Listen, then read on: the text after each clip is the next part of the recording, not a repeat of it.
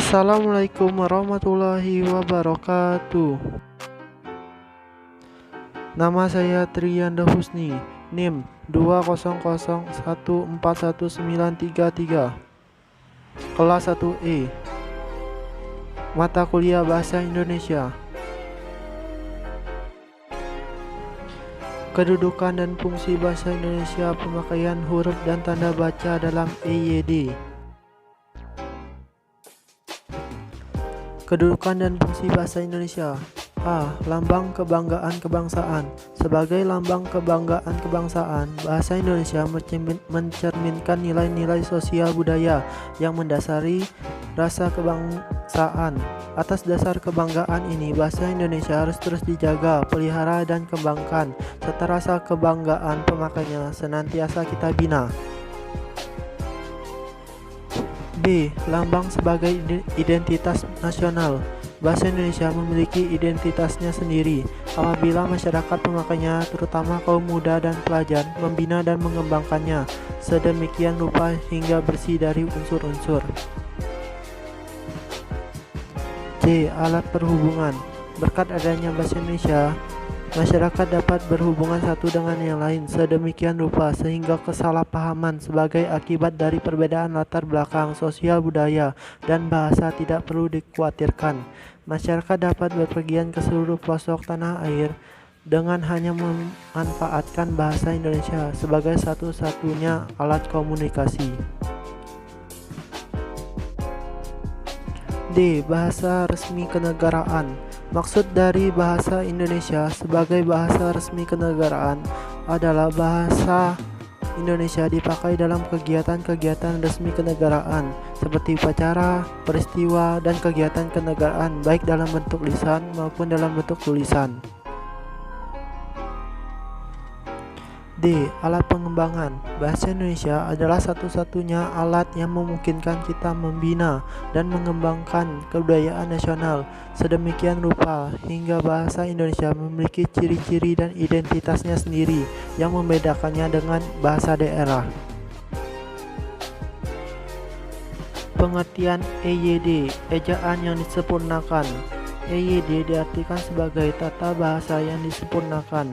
Dengan kata lain, EYD, ejaan yang disempurnakan, adalah tata bahasa dalam bahasa Indonesia yang mengatur pengertian diksi atau pilihan kata dalam bahasa Indonesia. Dalam penulisan karya ilmiah, perlu adanya aturan tata bahasa yang menyempurnakan sebuah karya tulis, karena dalam sebuah karya tulis memerlukan tingkat kesempurnaan yang mendetail. Pemakaian huruf EYD. A. Abjad. Abjad adalah ejaan bahasa Indonesia terdiri dari 26 huruf.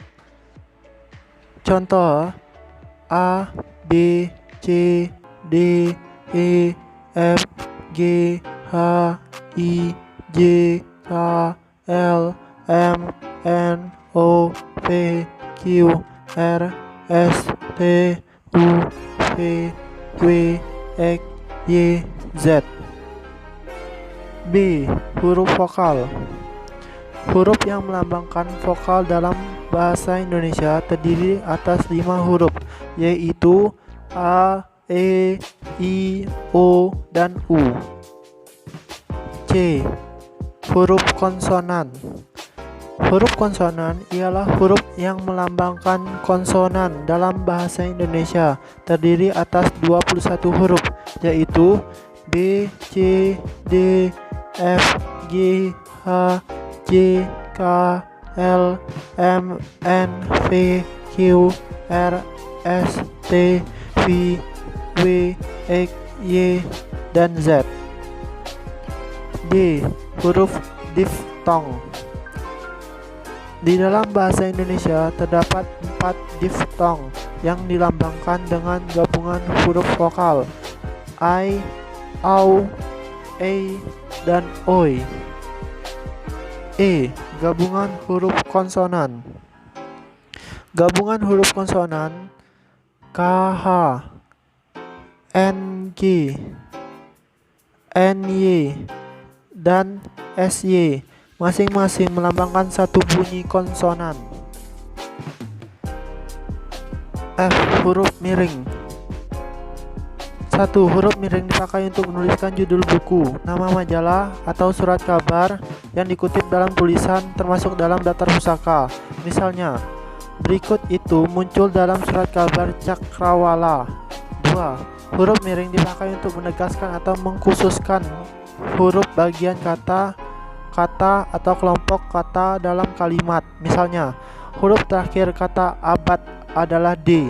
Dalam bab ini tidak dibahas pemakaian tanda baca. 3. Huruf miring dipakai untuk menuliskan kata atau ungkapan dalam bahasa daerah atau bahasa asing. Misalnya, upacara Teusi Juek tepung tawar menarik perhatian wisatawan asing yang berkunjung ke Aceh. G. Huruf tebal. 1. Huruf tebal dipakai untuk menegaskan bagian tulisan yang sudah ditulis miring. Misalnya, huruf DH sepertinya pada kata Ramadan tidak terdapat dalam ejaan bahasa yang disempurnakan. 2. Huruf tebal dapat dipakai untuk menegaskan bagian-bagian karangan seperti judul buku, bab atau subbab. Misalnya, latar belakang rumusan masalah. Tanda baca dalam EYD. 1. Tanda titik. Tanda titik digunakan untuk mengakhiri suatu kalimat pernyataan, namun tanda titik sebenarnya masih memiliki berbagai kegunaan lain. Contoh, tanda titik digunakan untuk mengakhiri suatu kalimat pernyataan. Ani sedang belajar di rumah. Titik. Tony menolak pernyataan yang disampaikan oleh Budi. Titik. Tanda 2. Tanda koma. Tanda koma digunakan di antara unsur-unsur dalam suatu pemerincian atau pembilangan. Contoh, seminar tersebut akan dihadiri oleh menteri, rektor, serta pembicara-pembicara yang tak kalah luar biasa. Wati, Indra, dan Siska merupakan 3 bersaudara. Lomba ini akan memperebutkan juara pertama, kedua, dan ketiga. 3. Tanda titik koma. Tanda titik koma dapat digunakan sebagai pengganti kata penghubung untuk memisahkan kalimat setara yang satu dengan kalimat setara yang lainnya dalam kalimat majemuk. Contoh, ayah baru saja pulang. Titik koma, anak-anak masih belum tidur. Tono bertugas menyiapkan alat dan bahan. Titik koma, Wati bertugas membuat puding. Titik koma, Cita bertugas menjual puding yang sudah dibuat. 4. Tanda titik 2. Tanda titik 2 digunakan pada akhir suatu pernyataan lengkap yang diikuti pemerincian atau penjelasan. Contoh, Andi dan Sila mengisi rumah baru mereka dengan berbagai perabotan rumah tangga. Titik 2. Sofa, kasur, lemari, dan sebagainya. Titik. Andi mempertaruhkan segalanya dalam tes ini karena baginya hanya ada 2 pilihan. Titik 2. Lolos tes beasiswa ke Belanda atau kembali pulang ke kampung menggarap sawah milik keluarga. Titik. 5. Tanda tanya. Tanda tanya digunakan di akhir kalimat tanya. Contoh, kapan hari kemerdekaan Indonesia? Tanda tanya. Berapa jumlah provinsi di Indonesia? Tanda tanya. 6. Tanda seru. Tanda seru digunakan untuk mengakhiri kalimat yang berupa seruan atau perintah yang menggambarkan emosi yang kuat, kesungguhan, ketidakpercayaan, atau rasa takjub. Contoh, hidup mahasiswa. Tanda seru. Benar-benar indah pantai ini. Tanda seru. Deskripsikan gambar tersebut dalam satu kalimat. Tanda seru. 7. Tanda petik. Tanda petik dipakai untuk mengapit petikan langsung yang berasal dari pembicaraan, naskah, dialog, dan sejenisnya. Contoh, tanda petik, jam berapa ini? Tanda petik, tanya Andri pada perempuan di sampingnya. Titik. Menurut pasal 31 UUD 1945, tanda petik, setiap warga negara berhak memperoleh pendidikan. Tanda petik, titik. 8. Tanda kurung. Tanda kurung digunakan untuk mengapit keterangan atau penjelasan. Contoh, lembaga pengkreditan tersebut menyediakan jasa pengkreditan dengan jaminan surat bukti kepemilikan kendaraan bermotor buka kurung BPKB tutup kurung titik. Mahasiswa Agribisnis IPB sukses menyelenggarakan lokakarya buka kurung workshop tutup kurung di 7 kecamatan berbeda di Kabupaten Kuningan titik. Assalamualaikum warahmatullahi wabarakatuh.